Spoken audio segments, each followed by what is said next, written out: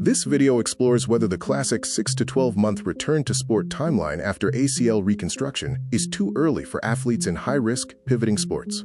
We will look at a narrative review by Vasta et al. Journal of Clinical Medicine, 2025. The traditional message suggests return to sport at 6 to 9 months if athletes pass tests. However, the new suggestion is that 18 to 24 months may be safer, especially for younger athletes in high-demand sports, as ACL ruptures and reconstructions are rising globally. We are worried about re-injury risk. There is a combined re-injury risk of about 20% after ACL-R within the first 2 years. This includes a 6% risk of graft re-rupture and an 8% risk of a new ACL rupture in the contralateral knee. The highest risk group includes younger athletes who return to sport without proper testing.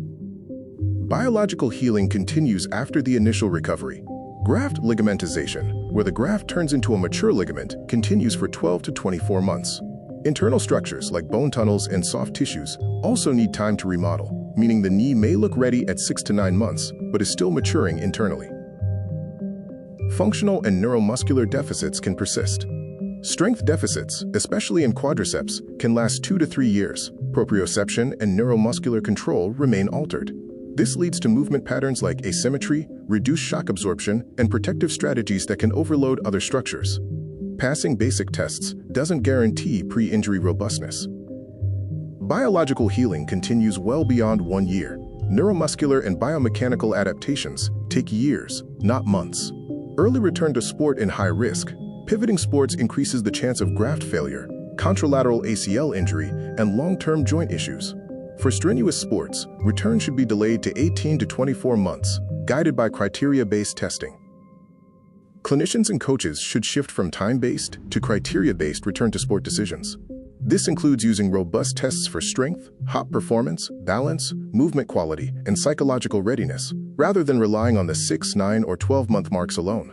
Also, extend high-quality rehabilitation beyond 9 to 12 months, prioritizing strength symmetry, single-leg control, and cutting mechanics.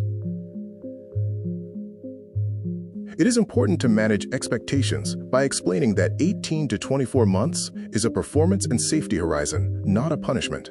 Align the athlete, family, coach, and medical team. Individualize the plan. Younger pivoting sport athletes need extra caution, while recreational athletes may follow a different risk-benefit balance. This paper is a narrative review, not a single randomized trial, and provides a conceptual case for a slower return to sport.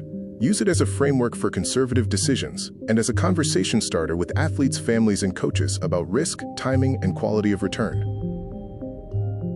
The key take-home line is that passing tests at 9 to 12 months does not mean the knee is truly ready for high-risk sport.